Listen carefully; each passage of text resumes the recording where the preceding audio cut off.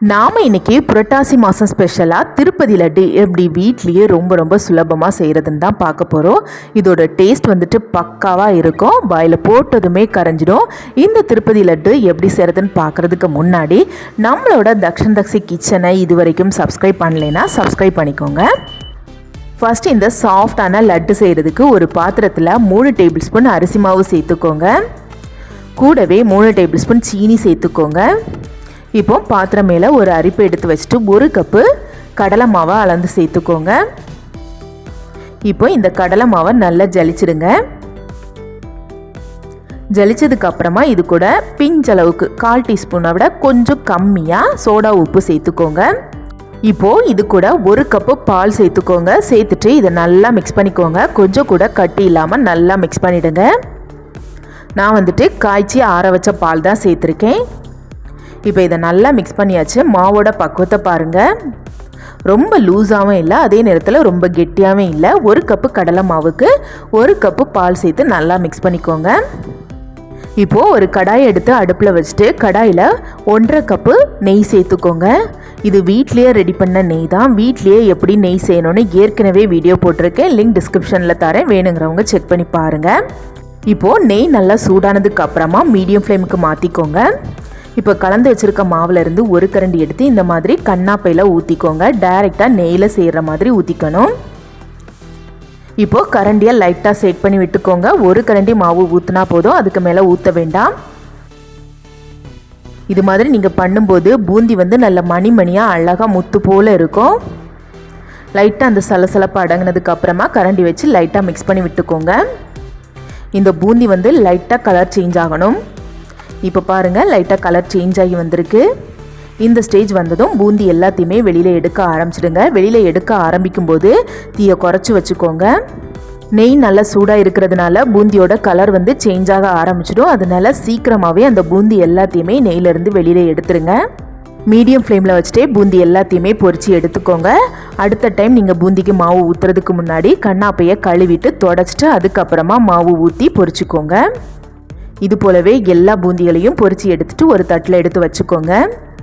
பாதி பூந்தி லைட்டாக செவந்து இருக்கிற மாதிரியும் பாதி வந்து மஞ்சளாக இருக்கிற மாதிரியும் பொரித்து எடுத்துக்கோங்க. இந்த லட்டுக்கு வந்து நம்ம ஃபுட் கலர் எதுவுமே சேர்க்க போகிறதில்ல.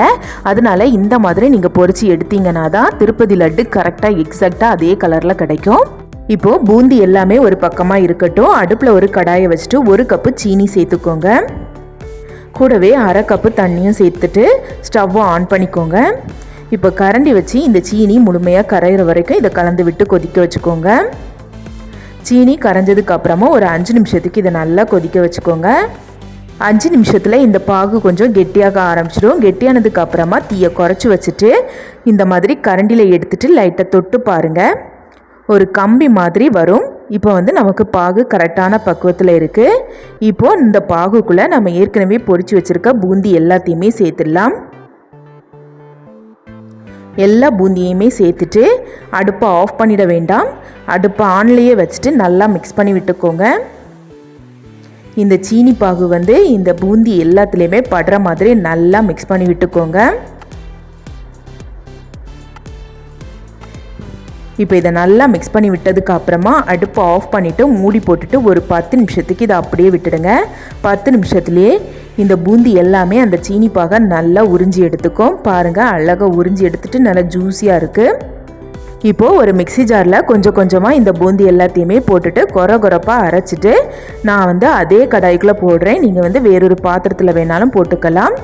இது மாதிரி ஒரு சைடில் போட்டுட்டு மீதி இருக்கிறத அடுத்தடுத்த பேட்ச் நீங்கள் அரைச்சிட்டு இந்த மாதிரி போட்டுக்கணும். ரொம்ப நைஸாக அரைச்சிடக்கூடாது, இது மாதிரி கொரப்பாக அரைச்சிக்கணும்.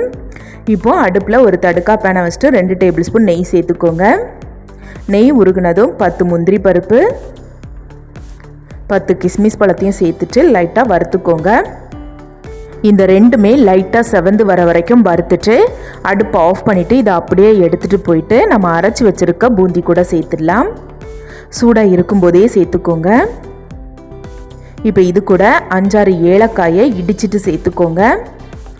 கூடவே 2 டேபிள் ஸ்பூன் வெள்ளை கற்கண்டு சேர்த்துக்கோங்க. சேர்த்துட்டு இதை நல்லா மிக்ஸ் பண்ணி விட்டுக்கோங்க.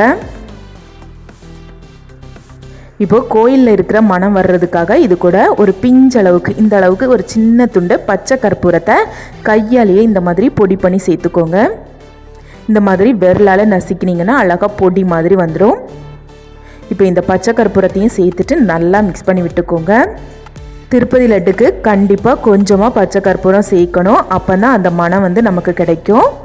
அதே நேரத்தில் நம்ம பூந்தி எல்லாத்தையுமே நெய்யில் தான் பொரித்து எடுக்கணும். இப்போ இதை நல்லா மிக்ஸ் பண்ணிவிட்டு கைக்குள்ளே இந்த மாதிரி கை அடங்குற வரைக்கும் நீங்கள் அள்ளி எடுத்துக்கோங்க. எடுத்துகிட்டு 2 கைக்கும் நடுவில் வச்சுட்டு நல்லா அழுத்தம் கொடுத்து பால் மாதிரி உருட்டி எடுத்துக்கோங்க.